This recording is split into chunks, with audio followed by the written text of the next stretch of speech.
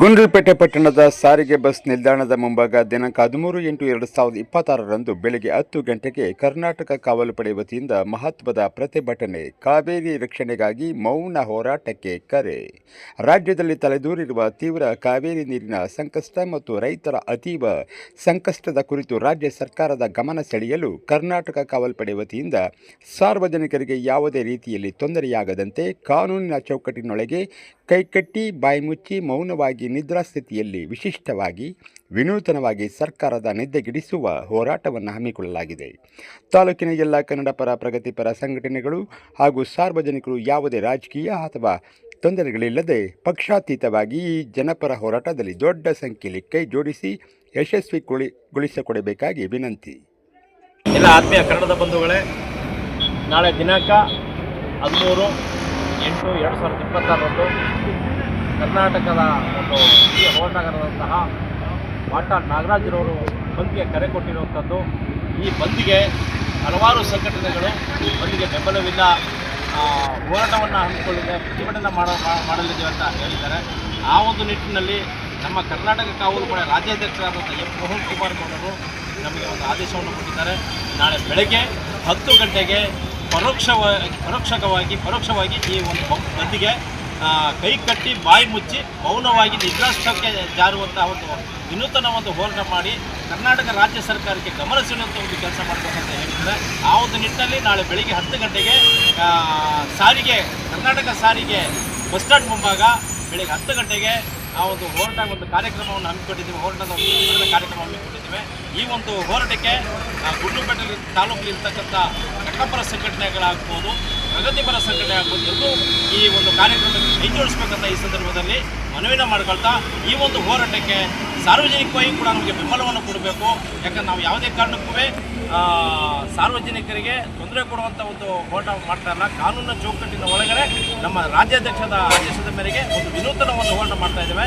ಯಾಕಂದರೆ ಕರ್ನಾಟಕ ರಾಜ್ಯ ಸರ್ಕಾರಕ್ಕೆ ಗಮನ ಸೆಳೆಯಬೇಕು. ಈ ಕಾವೇರಿ ನೀರಿನ ವ್ಯವಸ್ಥೆ ಏನಿದೆ, ನಮಗೆ ಇಲ್ಲಿ ಕುಡಿಯೋಕ್ಕೆ ನೀರಿಲ್ಲ, ಈ ಒಂದು ವ್ಯವಸ್ಥೆಯಲ್ಲಿ ಮಳೆ ಇಲ್ಲ, ಬೆಳೆ ಇಲ್ಲ ಅಂತ ರೈತರು ಒಂದು ಕಡೆ ಸಂಕಷ್ಟದಲ್ಲಿದ್ದರೆ, ಈ ಪಕ್ಕದ ನಮ್ಮ ನೆರೆ ರಾಜ್ಯ ತಮಿಳುನಾಡು ಖ್ಯಾತಿ ಎತ್ತಿದೆ ನೀರು ಬೇಕು ಅಂತ. ಆ ಒಂದು ಗಮನ ಸೆಳೆಯೋಕ್ಕೋಸ್ಕರ, ಸರ್ಕಾರ ಗಮನ ಸೆಳೆಯೋಕ್ಕೋಸ್ಕರ ಒಂದು ಹೋರಾಟ ಹಮ್ಮಿಕೊಂಡಿದ್ದೇವೆ. ಎಲ್ಲ ಸಾರ್ವಜನಿಕರು ಮನವಿ ಕೊಡಬೇಕು, ನಮಗೆ ಒಂದು ಸಹಕಾರ ನೀಡಬೇಕು ಅಂತ ಈ ಸಂದರ್ಭದಲ್ಲಿ ನಾನು ಮನವಿ ಮಾಡ್ಕೊಳ್ತೇನೆ. ಧನ್ಯವಾದ. ಬಂಧುಗಳೇ, ನಮ್ಮ ಕರ್ನಾಟಕ ರಾಜ್ಯದಲ್ಲಿ ನಾವೇನು ಈ ವರ್ಷ ಒಂದು ಬರವನ್ನು ಅನುಭವಿಸ್ತಾ ಇದ್ದೀವಿ, ಅದು ತಮಗೆಲ್ಲರೂ ಗೊತ್ತಿದೆ. ಇಂಥ ಒಂದು ಪರಿಸ್ಥಿತಿಯಲ್ಲಿ ನಮ್ಗೆ ಮಳೆ ಅಭಾವದಿಂದ ನಮ್ಮ ನೆರೆ ರಾಜ್ಯವಾದ ಕೇರಳದಲ್ಲಿ ಅಲ್ಪ ಸ್ವಲ್ಪ ಮಳೆ ಆದ ಪ್ರಮಾಣ ನಮ್ಮ ಕಬಿನಿ ಡ್ಯಾಮ್ ಏನು ತುಂಬಿತು, ಅದರಿಂದ ದಿನಕ್ಕೆ 3,000 ಕ್ಯೂಸೆಕ್ ನೀರನ್ನ ಹೊರಗಡೆ ಬಿಡ್ತಾ ಇದ್ರು. ಇತ್ತೀಚೆಗೆ ಸ್ವಲ್ಪ ಮಳೆ ಜಾಸ್ತಿ ಆದ ಪರಿಣಾಮ ತಮಿಳುನಾಡು ಪುನಃ ತಕರಾರೆತ್ತಿ ಒಂದು ದಿನಕ್ಕೆ 12,000 ಕ್ಯೂಸೆಕ್ ನೀರು ಕೊಡಬೇಕು ಅಂತ ಹೇಳ್ಬಿಟ್ಟವ ನಮ್ಮ ಕಾವೇರಿ ಪ್ರಾಧಿಕಾರ ಮಂಡಳಿ ಕೂಡ ಆದೇಶ ಮಾಡಿರೋದು ನಾವು ಖಂಡಿಸ್ತಾ ಇದ್ದೀವಿ. ಕಾರಣ ಏನಪ್ಪ ಅಂತಂದರೆ, ನಮಗೆ ಕುಡಿಯೋ ನೀರು ಅಭಾವ ಇರ್ತಕ್ಕಂಥ ಪರಿಸ್ಥಿತಿಯಲ್ಲಿ ಬೆಳೆ ಮಾಡೋದಕ್ಕೆ ನಮಗೆ ನೀರಿಲ್ಲ, ಬರೀ ಕುಡಿಯೋದಕ್ಕೆ ತುಂಬ ಅಭಾವ ಸೃಷ್ಟಿಯಾಗಿದೆ. ಇಂಥ ಪರಿಸ್ಥಿತಿ ತಮಿಳುನಾಡಿಗೆ 12,000 ನೀರನ್ನ ಬಿಡೋದನ್ನು ನಾವು ಬಲವಾಗಿ ಖಂಡಿಸ್ತೀವಿ.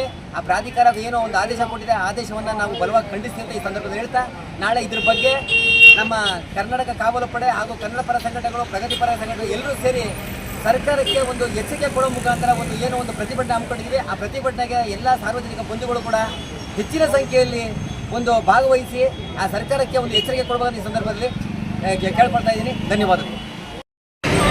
ನಾಳೆ ಎಲ್ಲ ಕನ್ನಡ ಪರ ಸಂಘಟನೆಗಳು ಕರೆ ನೀಡಿ ಬಂದಿದೆ.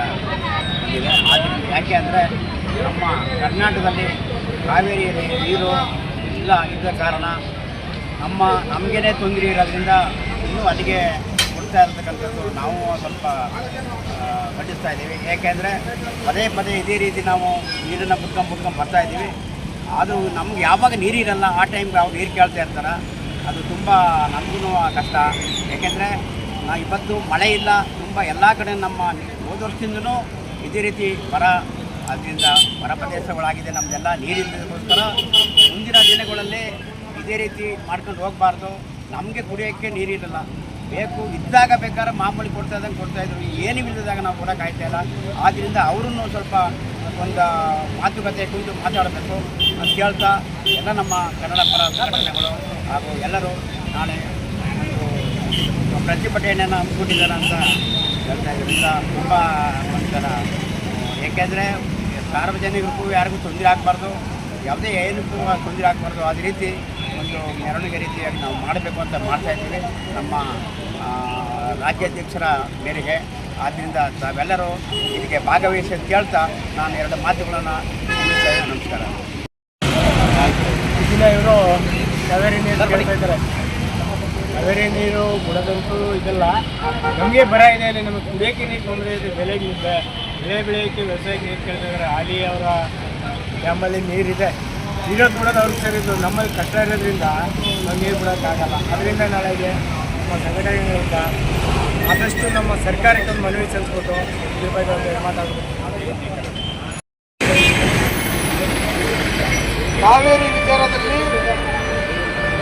ನಿರಂತರ ನಮ್ಮ ಹೋರಾಟ ಕಟ್ಟಿದ್ದ ಮಾತು ಇಟ್ಟಿದ್ದ ರೀತಿ